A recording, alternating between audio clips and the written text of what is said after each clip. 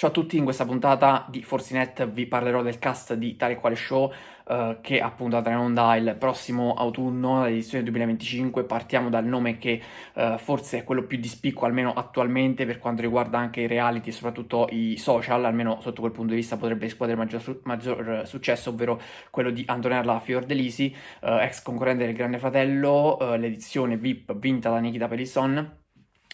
che ovviamente aveva stretto un grande rapporto proprio con la stessa Fiordelisi, salvo poi comunque finire tutto pochi mesi dopo il termine del programma. Quindi Antonella Fiordelisi si rimette in gioco in un contesto che a quanto pare non sarebbe proprio il suo, perché le doti canore non è che le abbia proprio dimostrate in quell'edizione. Invece un po' di più l'aveva dimostrare il suo ex fidanzato Edoardo Donnamaria, anche se in questo caso diciamo non c'entra nulla lui, però di fatto anche Antonella Fiordelisi adesso si mette in gioco con la musica, un nome sicuramente importante perché conquista una fetta di pubblico, come dicevo, soprattutto social e dei giovani, dato che comunque ancora coloro che hanno amato quell'edizione sono legati ad Antonella Fiordelisi. Dal Grande Fratello, come al solito, perché comunque Carlo Conti pesca spesso dal Grande Fratello, sia delle edizioni più recenti sia da quelle passate, come in questo caso per Antonella Fiordelisi, arriva anche Pamela Petrarolo, che invece è fresca proprio di partecipazione al programma Mediaset, dato che ha partecipato insieme ad Ilaria Galassi e ad Eleonora Cecere per formare il trio delle Nonella Rai, poi è diventato duo, poi è rimasta soltanto Pamela, poi è rimasta soltanto Ilaria Galassi anche per il ritiro di Pamela Petrarolo, che quindi non è potuta andare avanti, non è potuta andare fino in fondo in quell'avventura. Si rimette in gioco in un contesto completamente diverso in cui sicuramente potrà esprimere quelle che sono le sue qualità. Penso che lei abbia lottato parecchio proprio all'interno del Grande Fratello perché era quella che aveva più interesse nel tornare nell'ambito televisivo rispetto alle altre due, almeno questo mi è parso di capire anche per come si erano messe in gioco tutte e tre, no? Era quella che aveva più motivazioni, era quella che sembrava proprio voler dimostrare di più e voler tornare in TV. Bene, ci è riuscita perché comunque si è guadagnata un ruolo nel cast di Tale e Quale Show per la prossima edizione, appunto condotta da Carlo Conti. Piccola parentesi, la giuria sarà sempre composta da Cristiano Malgioglio, Giorgio Panariello e Alessia Marcuzzi, quindi niente ritorno per Loretta Goggi. Tornando al cast, ancora dal Grande Fratello arrivano le Donatella, che sono state anche vincitrici dell'Isola dei Famosi, la prima targata Mediaset, quindi anche qui un nome, un doppio nome proveniente dai reality, quindi avremo una coppia sicuramente molto interessante perché di fatto sono due cantanti. Certo non hanno avuto tutto questo grandissimo successo a livello discografico fondamentalmente perché dato di fatto parlano proprio i dati, però sono sicuramente due che potrebbero essere tra le favorite, anche se non è detto poi che i cantanti di professione riescano sempre ad essere bravi anche nell'imitazione, perché sicuramente gli imitatori e i cantanti sono quelli un po' più favoriti in genere, come abbiamo visto anche nelle edizioni precedenti, anche ex concorrenti di Amici poi hanno fatto molto bene, addirittura sono arrivati a vincere il programma e parlo ovviamente di Tale e Quale Show, non di Amici. Poi dall'Isola dei Famosi, anche se è una parentesi che risale comunque a parecchio tempo fa, arriva Beppe Quintale, nel 2008 partecipò a quell'edizione. Beppe Quintale è un conduttore, su di lui ho poco da dire fondamentalmente perché non l'ho visto molto in televisione, almeno a livello personale, quindi comunque è un altro componente del cast dei 10 concorrenti, anche se ci sono due coppie e qui ci arriveremo. Torna nuovamente Carmen Di Pietro, che già è stata concorrente, ma lo sarà nuovamente, quindi di fatto è la quota, diciamo, ironica e anche abbastanza mediocre, se non pienamente insufficiente a livello di performance, anzi direi proprio pienamente insufficiente, ce l'avremo chiaramente con Carmen Di Pietro, che molto molto probabilmente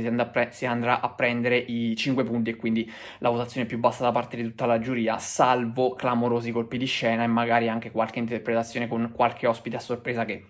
io mi aspetterei. Non è annunciato, però io potrei aspettarmi, ma non è da escludere, nonostante le coppie, come ho già detto, già siano due, perché c'è anche quella composta non da Francesco Palantoni e Gabriele Cirilli, ma da Gabriele Cirilli e Flavio Insinna, che quindi torna in Rai dopo la parentesi alla 7. Una coppia interessante perché loro sono due amici, sono cresciuti insieme, scuola Gigi Proietti, lo ricordano sempre loro due e secondo me fanno anche molto bene a ricordarlo comunque. Vuol dire che hanno una grande riconoscenza nei confronti di un mito come Gigi Proietti, quindi si metteranno in gioco insieme, forse Flavio Insinna per mettersi per calarsi nei panni appunto di questo programma ha scelto lui o forse ha spinto lui per essere in coppia con Cirilli, questo lo ipotizzo io, poi magari è stata proprio formulata la proposta di coppia, però secondo me l'obiettivo di Carlo Conti era Insinna e poi si è deciso di trovare questa soluzione alternativa, questa è la mia ipotesi. Anche loro sono seriamente candidati ai 5 punti, quindi all'ultimo posto per ogni puntata, se lo giocheranno con Carmen Di Pietro. Credo che possano partire però un pochettino più avvantaggiati, perché Cirilli anche nella coppia con Paolo Antoni si è dimostrato abile nel riuscire ad interpretare qualche cantante nella maniera giusta comunque, secondo me. Sicuramente molto più di Paolo Antoni. Su Inzina dovrò valutare, vedremo cosa riuscirà a fare. Sono molto, molto curioso. Sicuramente è una delle coppie e dei concorrenti, diciamo, che mi incuriosisce di più. Poi avremo Gianni Ippoliti, che praticamente è un conduttore che fa parte del cast di Uno Mattina, di solito si mette è colui che ha il ruolo di leggere le riviste di gossip nell'Uno Mattina dedicato però al fine settimana, quindi tra sabato e domenica prevalentemente. Ci saranno anche Tony Maiello, che è un cantante che vinse il Festival di Sanremo nella categoria Nuove Proposte nel 2010. Samuele Cavallo, che invece è un attore noto per il ruolo di Samuel nella fiction Un posto al sole. E da aggiungere poi l'ultima in ordine, diciamo, di fama, anche almeno sia dal mio punto di vista, è Marina Valdemoro Maiano, che praticamente anche è un'attrice, ma fondamentalmente non è un nome che mi fa subito venire in mente il volto appunto della persona. Quindi ricapitolando complessivamente, i nomi sono Antonella Fiordelisi, Beppe Quintale, Carmen Di Pietro, Flavio Insinna e Gabriele Cilli, che parteciperanno in coppia,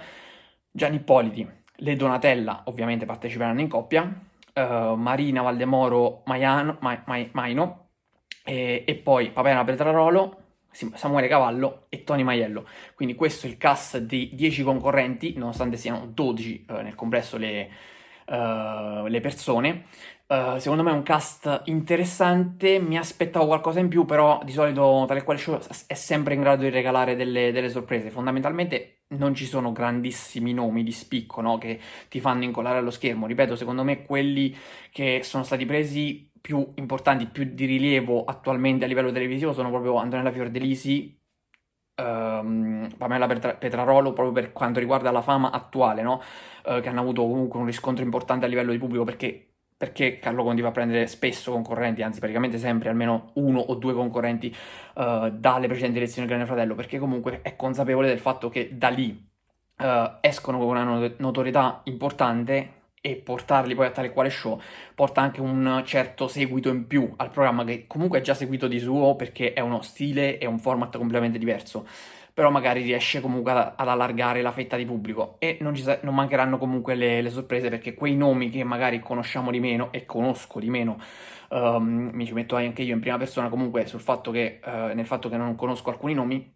potrebbero riservare delle sorprese, come è stato anche in passato. Bene, per oggi è tutto, vi do appuntamento alla prossima puntata di Forsinet. Ciao a tutti.